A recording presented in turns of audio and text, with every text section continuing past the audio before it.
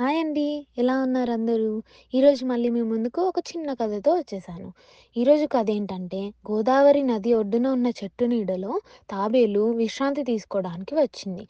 ఆ చెట్టు కొమ్మన గూడులో ఉన్న పక్షిని చూసి ఇలా అనింది. "మీ ఇల్లు ఎంత చెత్తగా ఉంది.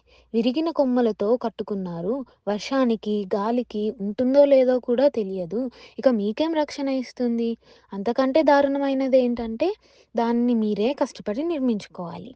అదే నాపై ఉన్న గూడుని చూడు ఎంత బలంగా ఉందో. ఏ ఇతర గూడు ఇంత గట్టిగా ఉండదు అంటూ హేళన చేసింది.